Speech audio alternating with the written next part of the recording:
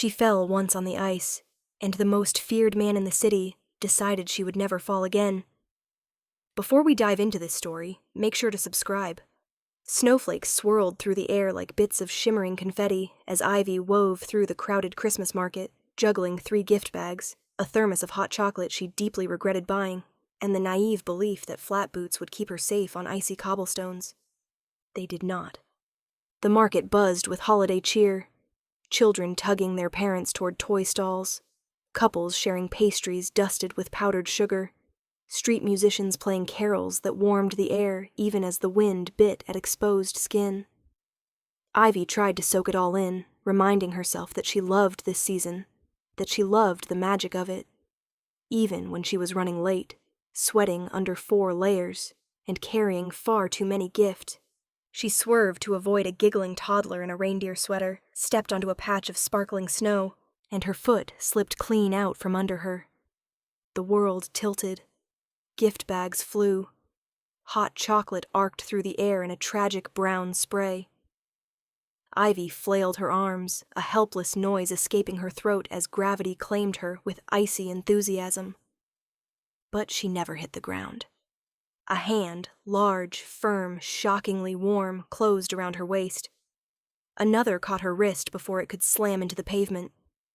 Ivy found herself suspended, chest pressed against a solid wall of heat that definitely wasn't a lamppost. Someone had caught her. Her breath puffed in a white cloud as she blinked up, her eyes adjusting to the golden glow of the market lights behind him. And then she saw his face. Sharp jaw, dark hair dusted with snow. Eyes the color of late-night storms. Gray, intent, consuming. He was breathtaking in a way that made her heart stutter painfully in her chest. But it wasn't his beauty that stole her breath. It was his expression. Concern, real, raw concern, sharpened his gaze, as though her fall had been something catastrophic rather than embarrassingly clumsy. His grip tightened for a moment, ensuring she was steady before he slowly, reluctantly, helped her stand upright. "You all right?" His voice was low, rough, and melted through the cold air like something forbidden. Ivy opened her mouth. Nothing came out. She cleared her throat, tried again. Yes. I think so. Oh, no. Your coat." She gestured helplessly to the dark wool, now splattered with her hot chocolate. He didn't look down. He didn't even blink. He was looking at her. Really looking. As if she were the only thing in this entire bustling market worth noticing. Her stomach flipped in a way that had nothing to do with slipping on ice. His gaze swept over her face, checking for injuries. "You could have cracked your head open." His tone softened dangerously. "You shouldn't be carrying so much alone." "I'm fine," she insisted, though her voice wobbled enough to betray her. "You're shaking." "That's just humiliation." A faint smile tugged at the corner of his mouth, small but devastating. It made him look younger, warmer, almost approachable. Almost. He bent to retrieve her fallen gift bags and handed them to her with a care that felt far too intimate for a stranger. When their fingers brushed, a spark shot straight up her arm, and she nearly dropped everything all over again. "Careful," he murmured, steadying both the bags and her. "I'd hate to see you fall twice." Her heart hammered. She couldn't look away from him. Who was he? Before she could ask or flee, the crowd shifted around them, pushing them closer. His hand returned to her waist instinctively, anchoring her like he'd been doing it for years instead of seconds. "You should watch where you step," he said, voice low enough that only she could hear it. "Ice is unforgiving." Ivy swallowed. "And you just happened to be here to catch me?" His eyes darkened, something unreadable flickering there. "Maybe," he said softly. "I was meant to." Her breath hitched. A stranger shouldn't look at her like that. A stranger shouldn't touch her like that. A stranger shouldn't feel like fate itself had intervened to put him in front of her. But he did. And as the snow continued to fall and the market lights glittered around them, Ivy felt something she hadn't felt in years. as though slipping had done more than make her fall. It had made her land exactly where she was supposed to. The realization didn't hit her all at once. It came in pieces, tiny, breath-stealing pieces. First, it was the way strangers in the market subtly shifted when they walked by him. People who'd been bustling and cheerful a moment ago stepped aside, as though guided by instinct, giving him a wide berth without ever looking directly at him. Second, it was the stillness. Not hers. She was flustered chaos in boots, but his. Luca Moretti stood like a man who never needed to check over his shoulder, because anyone foolish enough to approach him with ill intent had already been dealt with long before they got the chance. And then it was the whispers. Soft. Fast. Nervous. That's him! God, why is he here? Did you see who he's holding? She's either doomed or chosen. Ivy didn't register the words individually, only the sharp change in atmosphere. Joyous holiday chatter turned into a murmur of unease swirling around them like cold wind. As if the entire market had suddenly remembered something about the man who held her steady. Something she should have known. Her pulse skipped. Luca noticed instantly, his gaze flicked down to her lips, then back to her eyes. Observant, focused, disproportionately attentive to the tremor that moved through her. You recognized me, he said quietly. Not a boast, but an observation layered with something unreadable. Ivy swallowed hard. I think I have. His lips curved in a slow, devastating line, amusement and warning tangled together. And what exactly have you heard? Her tongue stuck to the roof of her mouth. She couldn't say the truth. Not to his face. Not while his hand was still resting on her waist, as if claiming the right to keep her upright. Still, her voice betrayed her. That you're Luca Moretti. A simple name, but in this city, it carried weight like a thunderclap. The air shifted around them, the way it did when lightning wanted to strike. Luca's expression didn't change much, barely a flicker, but she felt the shift inside him, like a door had opened, revealing a darker room behind his eyes. And does that frighten you? He asked softly. Ivy's breath hitched. Should it? He leaned in slightly, not enough for anyone else to notice, but enough for her to feel a warmth she shouldn't feel from a man with his reputation. His voice ghosted her ear like a winter breeze that somehow burned. Only if you believe everything you hear. Her heart thumped hard enough she was certain he felt it beneath his fingertips, because his touch was still there, grounding her, protecting her, refusing to let her fall. Too soft for a man whispered about in fear, too careful for the monster the rumors described. Ivy forced herself to meet his eyes fully, searching for the menace, the ruthlessness, the cold emptiness people associated with his name. But that's not what she found. His gaze held nothing but focus, sharp, unyielding, and confusingly gentle when it landed on her. You handled me like I might shatter, she whispered half to herself. His brows lowered slightly, confusion softening his harsh features. Of course I did. As if you weren't who you are. A shadow crossed his expression, and for a moment he looked almost offended. Who I am, Luca murmured, has nothing to do with the fact that you were falling. The simplicity of the statement stole her breath. He tightened his hold, not possessive, not invasive, simply ensuring her balance, as if she were made of something delicate the cold might break.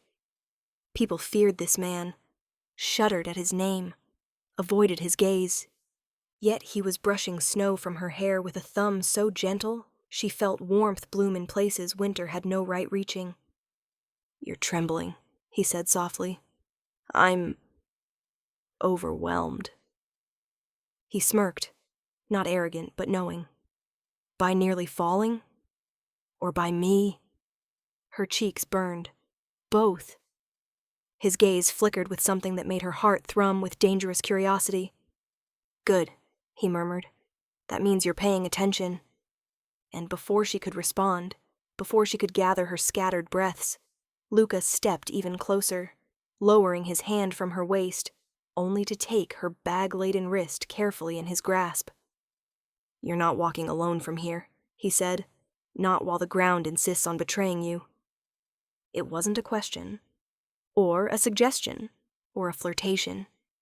It was a promise, spoken by the man everyone whispered about, and softened by the man only she seemed able to see. Ivy managed to gather herself, barely. Her heartbeat still stumbled every time she replayed the moment she'd slipped, and the way Luca had caught her like she was something precious, something breakable, something he refused to watch crumble in the cold.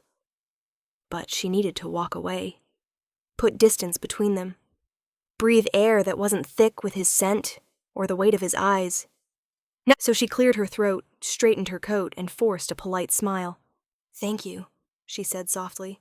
"Really, I'm fine now. I should get going." Luca didn't move. He didn't release her wrist. He simply looked at her, a slow, unreadable study that made her feel like he was memorizing her face for reasons she didn't understand. Or maybe didn't want to. "Ivy," he said quietly. She hadn't told him her name. Her breath hitched. "How?" He tilted his head slightly, a hint of amusement flickering in his storm-gray eyes. "You dropped your receipt." Sure enough, poking out of one of the gift bags was a crumpled piece of paper with her name printed on it.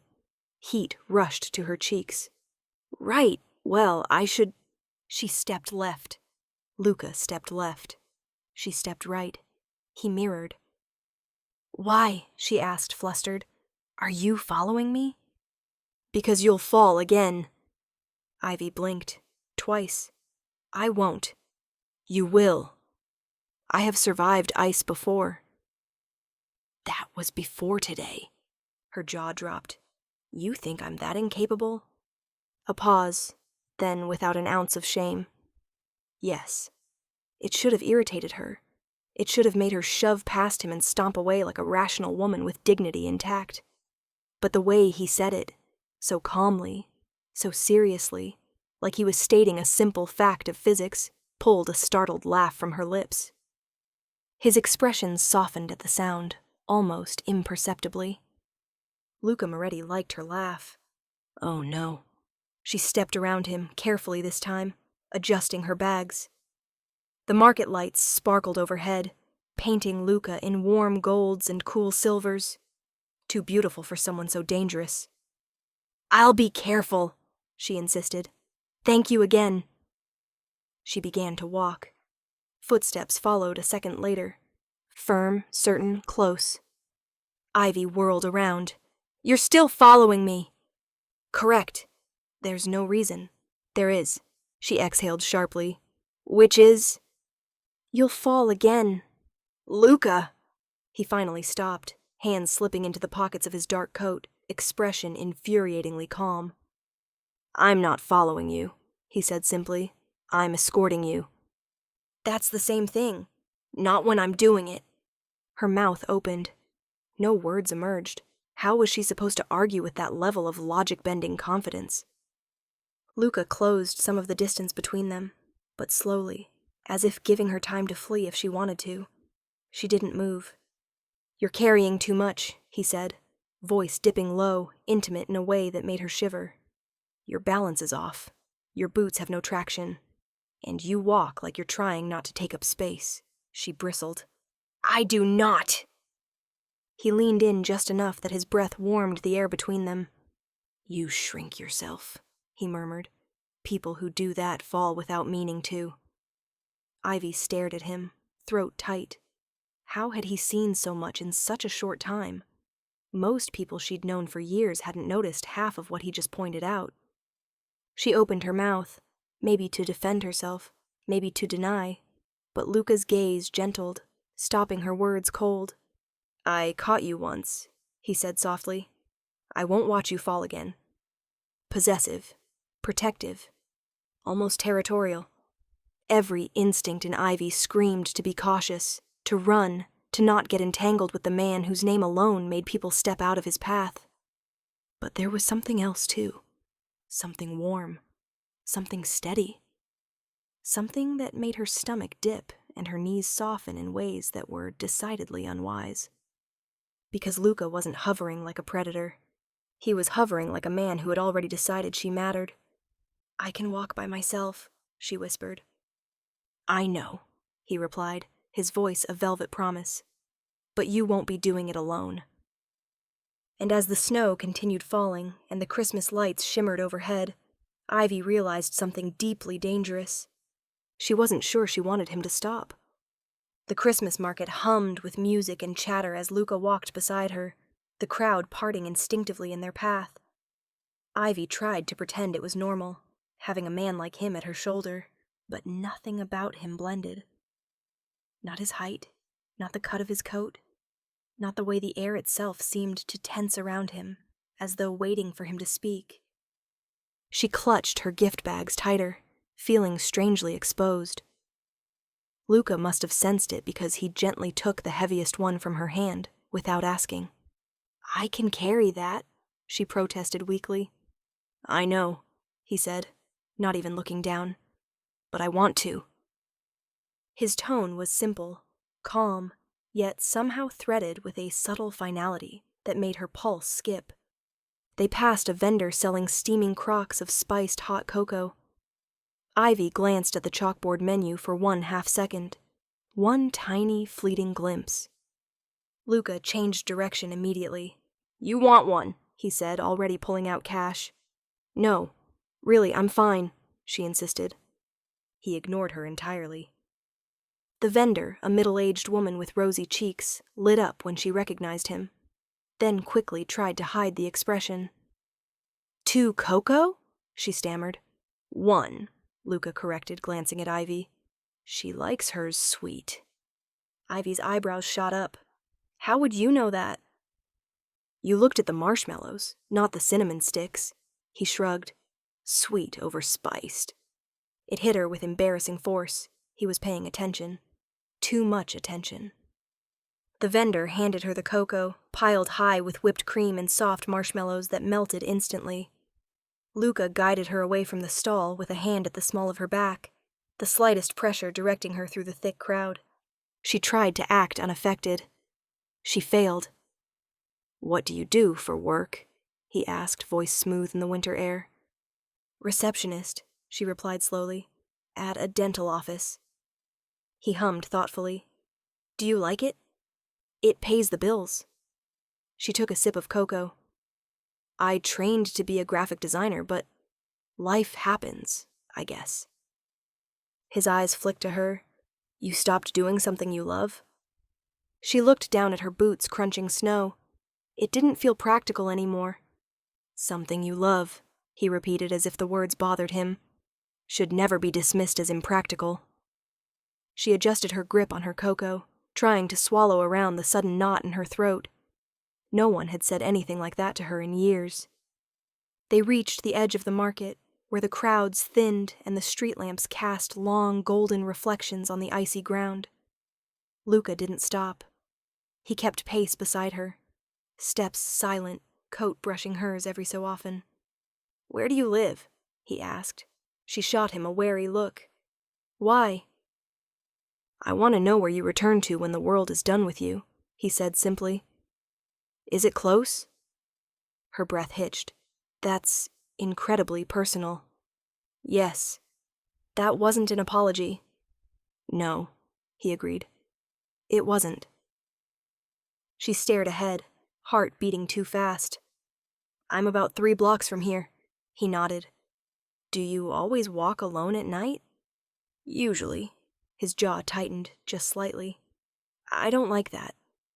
A dangerous warmth curled low in her stomach. She shouldn't enjoy the concern. She definitely shouldn't like the way he said, "I don't like that."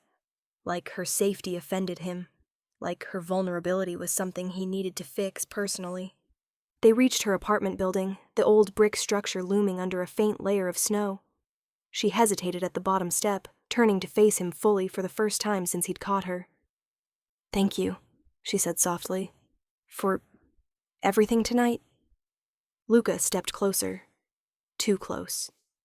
His breath mingled with hers in the cold air, his gaze locked onto her face like he was memorizing it. You don't owe me thanks, Ivy. Her lips parted. Then what do I owe you? His hand brushed a snowflake from her hair, so soft it made her shiver. Nothing, he murmured. I'll take care of the rest on my own. She blinked. The rest of what? He didn't answer. He only let his gaze wander over her one last time, lingering with a dark, unreadable heat. I'll see you again, he said. Not a question, not a possibility, just certainty. I don't know about that, she stammered. You will. His voice drifted over her like a promise wrapped in velvet and warning. Some sparks don't go out, Ivy. She stood frozen on her steps, heart hammering, watching as Luca Moretti disappeared into the softly falling snow. A spark she hadn't asked for burned in her chest, and she had the sinking feeling he was right. It wasn't going out. The snow had thickened by the time Ivy reached her apartment after the market. The parking lot behind her building was nearly empty. Just 3 cars dusted with frost and a street lamp flickering like it was losing a fight with the wind. Ivy exhaled a shaky breath and opened her car door. She hadn't expected the evening to linger inside her the way it did.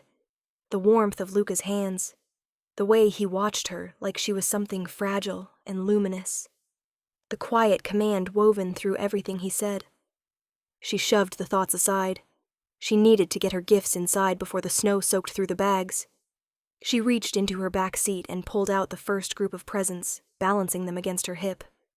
The cold bit into her skin, fingers stiffening as she stepped toward the entrance.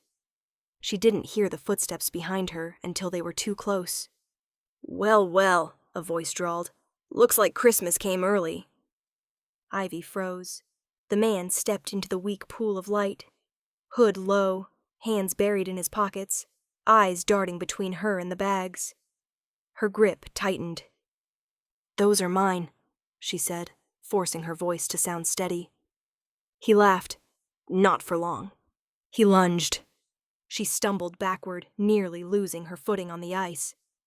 The man jerked the largest gift bag out of her arms, ripping the handle clean off. Ivy gasped and reached instinctively for it. Stop, please! He shoved her. Her back hit the icy trunk of her car, pain flaring up her spine. Fear flooded her chest, hot and fast, her pulse slamming against her throat. The man rifled through the bag, muttering, Let's see what you've got! A shadow detached itself from the alley. She didn't see it at first. She felt it.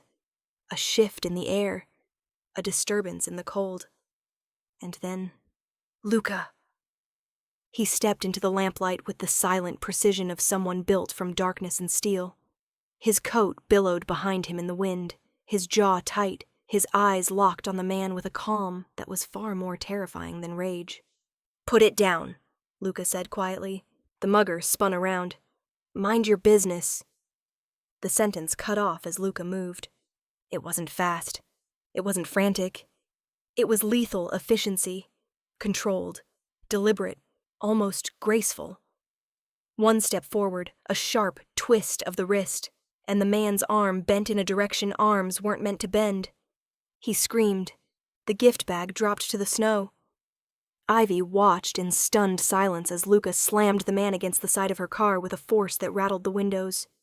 The mugger tried to fight back, an elbow, a kick, but Luca handled him the way a storm handles a dying flame, without mercy, without hesitation. Touch her again, Luca murmured, voice low enough to vibrate through the air, and I'll break more than your arm. The man sobbed, the fight draining from him instantly. Luca released him just long enough for the guy to shove off the car and sprint away into the night.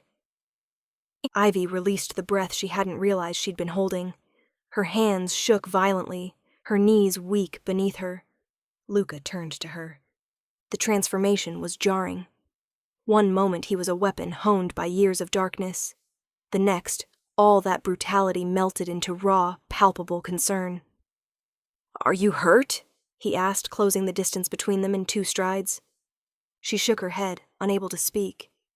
He cupped her face with both hands, the warmth of his palms sinking into her cheeks, grounding her back into her body. His eyes, still sharp, still dangerous, softened as he scanned her for injuries.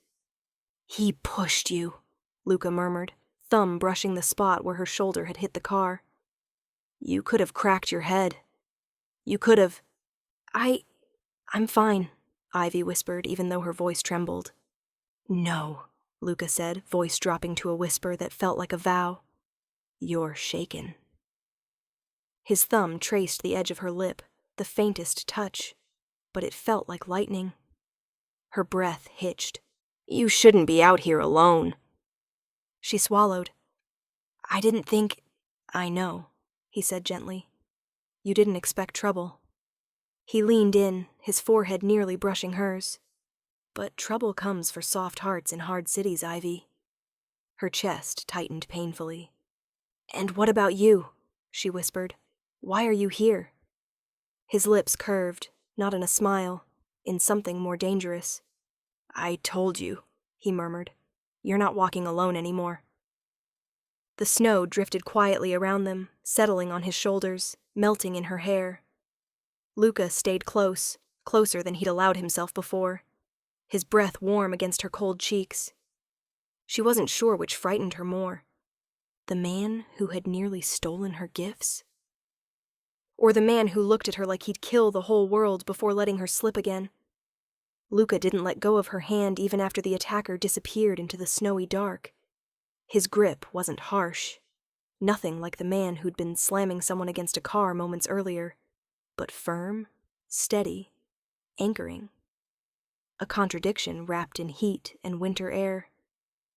Ivy barely had time to process what happened before he pulled her gently toward her building. "Come on," he murmured, voice low. "You shouldn't be out here another second." Her legs felt like half-melted ice cubes. She wasn't sure she could walk without him. The adrenaline had drained too fast, leaving her shaky and hollow. Inside the lobby, the flickering overhead lights hummed and cast a weak, yellow glow over the cracked tile floor. Ivy shoved her keys into her coat pocket with trembling fingers, trying and failing to hide the shaking. Luca noticed immediately. He lifted her hands before she could tuck them away, holding them between his palms like something delicate. Her breath caught. His hands were warm, so warm and broad enough to swallow hers whole. But it wasn't the size that made her heart stutter.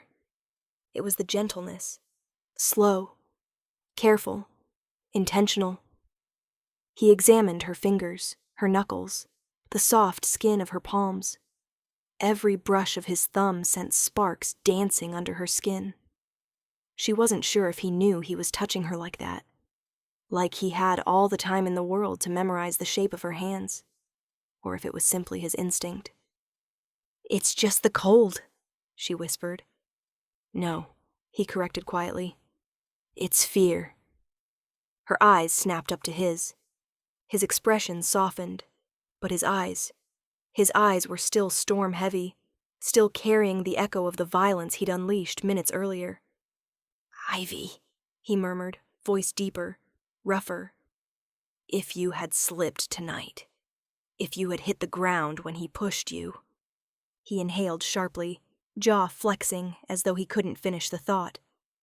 Then he lifted her hands higher, to eye level, like he was showing her something sacred. "I would have killed the ice itself." Her lips parted, no breath coming through. He said it so seriously, so fiercely, as if ice were a living enemy he could hunt down and punish, as if a cracked wrist or a bruised elbow were worth declaring war over. "Luca," she whispered, not sure if she was scolding him or falling apart in front of him. "You're being dramatic." "Not dramatic," he murmured. "Honest." He lowered her hands but didn't release them. Instead, his thumb drifted across the inside of her wrist, tracing a pulse that was racing far too fast. A faint crease appeared between his brows as he watched it hammer beneath her skin. "You're frightened," he said. "Your heart shouldn't beat this fast because of fear." "And what should it be beating fast for?" she challenged softly before she could think better of it. Luca's eyes lifted to hers slowly. Heat curled through the space between them. His voice dropped to a whisper that felt like it wrapped around her spine. Me. Her breath broke on a gasp. He stepped closer, not touching her beyond their linked hands, but close enough that the warmth radiating off him stole the remaining cold from her bones. The lobby suddenly felt too small, the lights too dim, the world too quiet, except for their uneven breaths.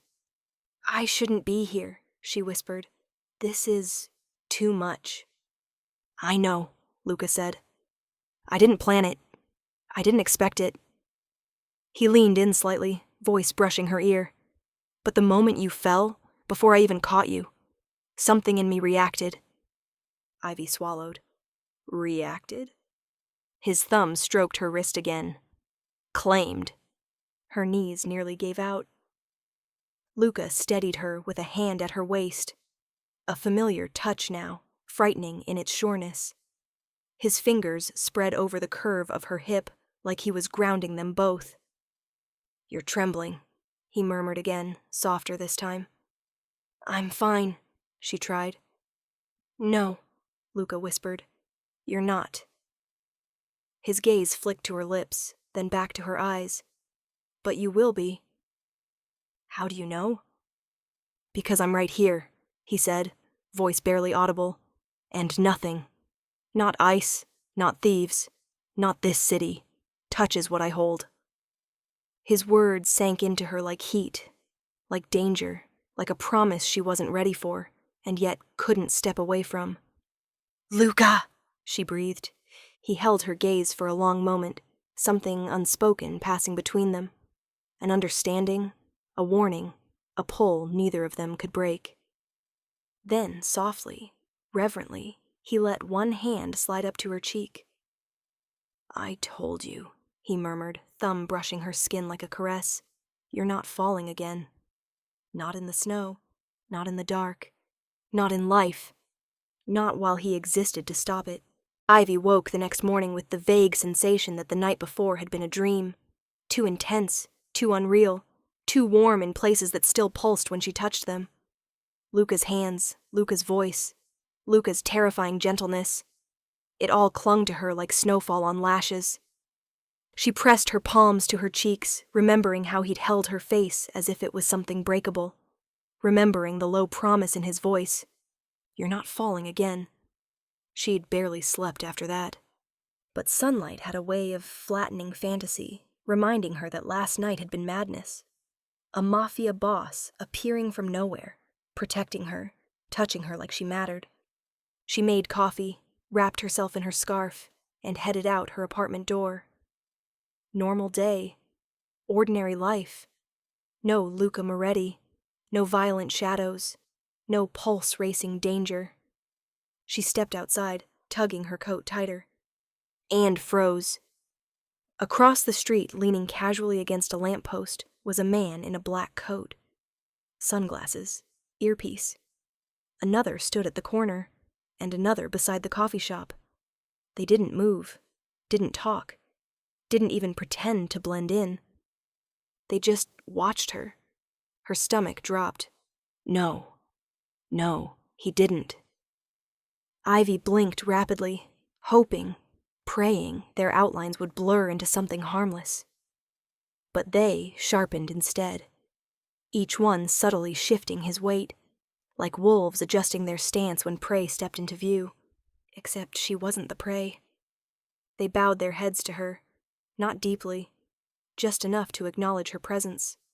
A greeting, a warning, a claim. Her breath hitched. No, she whispered under her breath. Absolutely not. She marched down the steps, hands balled in her pockets, trying to swallow the feeling that the entire street had tilted. One of the men straightened at her movement, speaking into his sleeve microphone. Oh my God. She hurried through the snow, heart pounding harder with every crunch of boots on pavement. She wasn't imagining it. The man nearest her stepped into pace behind her, keeping distance but matching her stride exactly. She whipped around. Stop following me! He blinked. Once, calmly. I'm not following you, ma'am, he said. I'm protecting you. She nearly choked. Why? A faint hint of sympathy flickered in his eyes. Mr. Moretti's orders. Her pulse flatlined and then spiked painfully. "I didn't agree to this," she snapped, voice trembling. "I didn't ask for guards." "You didn't have to." Her stomach flipped. "That's not how this works." "Ma'am," he said gently, "that's exactly how it works." Ivy's mind spun. She backed up until her boots hit the curb. She wasn't sure if she was furious, terrified, flattered, or a messed-up mixture of all three. Last night she'd felt safe, held, protected in a way she'd never experienced.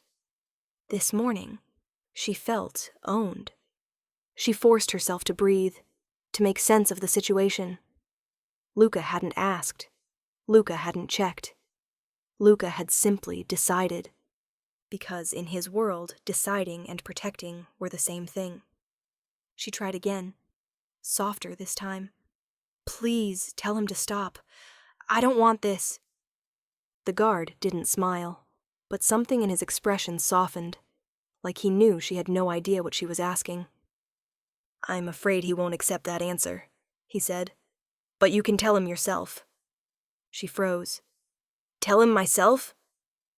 He nodded once, tilting his head slightly. Ivy followed the gesture, and her breath left her body. At the corner of the street, leaning against a sleek black car dusted with snow, stood Luca Moretti, hands in pockets, coat open despite the cold, watching her with an expression that shouldn't have made her knees weaken, but did. Because he looked different this morning. Not like the man who caught her from falling. Not like the man who fought off a mugger with terrifying ease. He looked like a man who had made a decision during the night. And was here to enforce it. His eyes traveled slowly from her boots to her coat to her face, taking her in, checking for new injuries, lingering with a possessiveness that stole her breath. When their eyes locked, a shiver raced down her spine. She whispered without meaning to, "Oh no." He pushed off the car and started walking toward her. His men stepped aside as if the ground shifted beneath them. Ivy stood frozen in the middle of the sidewalk, heart pounding so loud she felt it behind her eyes. Luca stopped in front of her, looking her over with a careful, intimate scrutiny that made her lungs tighten. "You're shaking," he murmured. "Because there are men everywhere," she hissed. "You noticed," he said, as if he were pleased. "Of course Luca, you can't just assign guards to me." He stepped closer. The cold didn't dare touch the space between them. "You were attacked last night," he said quietly, "while I was there. What happens when I'm not?" "I'll be careful." "No," she flinched. He took her gloved hands in his bare ones, pulling her closer, lowering his voice until it wrapped around her like heat. "You slip," he whispered. "You fall. You draw danger without realizing it. And whether you agree to it or not, I protect what I catch." Her breath stuttered. She wasn't sure which terrified her more. That she wanted to argue. Or that a part of her didn't want to. Snow still dusted the city streets, softening edges and hiding cracks. But beneath the winter calm, danger moved like a shadow with its own pulse. Ivy had no idea how close it was. Not until it was too late.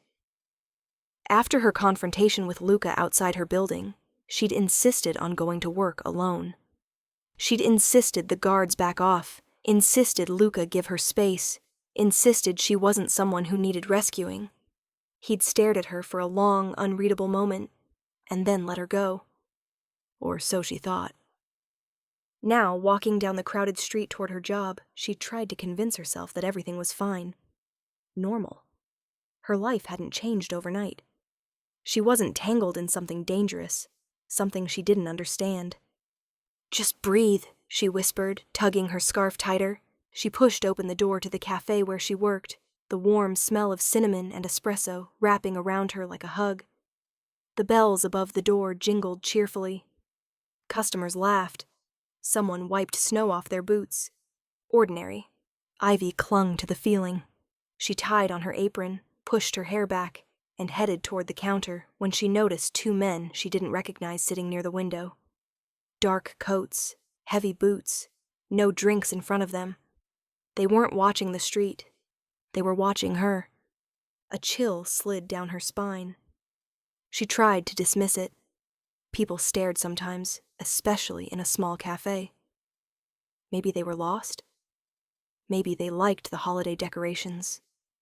But the way their eyes followed her, cold, calculating, assessing. Her heart began to thrum painfully. When she turned to grab a tray, one of the men pulled out his phone and typed something. The other nodded almost imperceptibly. Ivy's throat tightened. Number. It couldn't be. She backed into the counter, fumbling for the espresso machine like she could hide behind it. Her coworker, Jamie, frowned. You okay? You look pale. I'm fine, she lied, voice thin. But when she looked back toward the men, they were gone. Just 2 empty chairs, 2 untouched napkins, 2 impressions in the snow by the door. And then, a shadow fell across the counter. Ivy spun around and nearly collided with a broad chest wrapped in a black wool coat. Luca, she gasped. What are you doing here? He didn't answer, not with words. His hand slid to her waist in a slow, deliberate motion. Not to touch her, not to claim her, but to check that she was real. His fingers pressed lightly, as if ensuring she wasn't hurt. His jaw flexed once. You were followed, he murmured. Her stomach dropped. Luca, you were targeted, he continued, voice low, lethal. By someone who thought they could use you to reach me. His eyes, God, those eyes, were darker than she'd ever seen them. Storm dark. War dark. You need to come with me, he said. She shook her head, breath trembling. Luca, I can't just leave work, One of his guards approached from behind, whispering something into Luca's ear. Whatever it was, his entire body went rigid. Then he lifted his gaze to hers, stepping even closer, crowding out the world. They saw you before I did, he said, each word a quiet blade. That will not happen again. Ivy felt her knees weaken, not because of fear, though fear was there, but because of the terrifying intensity in his voice. The cafe suddenly felt too exposed, too open, too unsafe. Luca, she whispered, what's happening? He cupped the back of her neck, guiding her gently but firmly toward the back exit of the cafe. You're being hunted, he said. Her breath stuttered. By who? A family foolish enough to think your life will leash me. His voice softened in a way that contradicted every razor edge of his expression. They believe you're a weakness. His thumb brushed her throat, calming and possessive all at once. They don't understand, he murmured. You are the reason they should fear me. Her pulse hammered so loud she could barely hear anything else. She stumbled slightly, and Luca caught her immediately, hands firm, steady, protective in a way that made the world tilt. Stay close, he said, guiding her through the door into the alley behind the cafe, where a sleek black car waited. From this moment on, you do not walk alone. You do not go anywhere without my men. You do not disappear from my sight. She swallowed hard. Luca, this is too much. He turned her to face him fully, snowflakes melting on his coat, his gaze burning straight through her. This is not too much, he said softly. This is necessary. And if I say no? He stepped closer, so close her breath caught. Then I protect you anyway. Her voice barely escaped her. Why me? Luca's jaw clenched. Because you slipped, he whispered. And when I caught you, I didn't let go. His palm brushed her cheek in a heartbreakingly gentle touch before he guided her into the waiting car, sealing her fate before she even understood what it was. The door closed. The danger closed in. And Ivy realized she hadn't just stepped into Luca's world. She'd been dragged into the center of it. Because someone else saw her first. And Luca would burn the city before letting them touch her. Snow fell in soft, delicate flakes, too gentle, too peaceful for the violence waiting beneath it. Ivy pushed open the back door of the cafe after her shift, breath fogging in the frigid air. She scanned the alley automatically, the habit becoming second nature since Luca's warning. His guards had been nearby all day, until suddenly, an hour ago, they'd vanished. She'd texted Mateo, one of the guards. No response. Her stomach twisted with unease. "Just get to the bus stop," she whispered, hugging her coat tighter. The alley was quiet. Too quiet. Even the wind held its breath. She took 3 steps. A shadow peeled away from the wall. Then another. Before she could scream, a gloved hand clamped over her mouth, dragging her backward. The cold metal of a gun pressed into her ribs. Ivy's heart convulsed as she kicked, fought, tried to wrench free. "Don't struggle!" A voice hissed in her ear. "We only need you long enough to bring Moretti to his knees." Her terror spiked. Rival family. The ones who'd watched her in the cafe.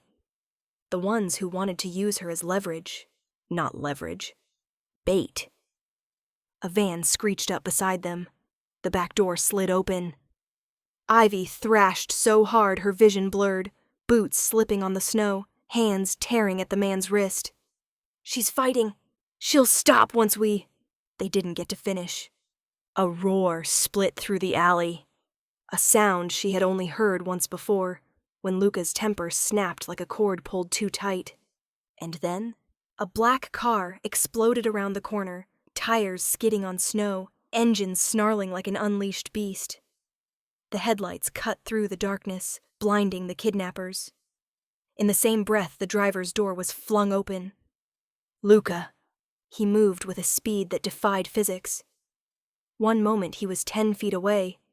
The next, the man holding Ivy was flying backward, slammed into the brick wall so hard snow fell from the fire escape above. Ivy stumbled, dizzy, breathless, straight into Luca's arms.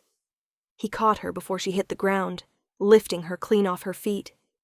His hands shook violently around her waist and her back, gripping her like she might vanish if he blinked. "Dio santo," he breathed, voice ragged. "Ivy."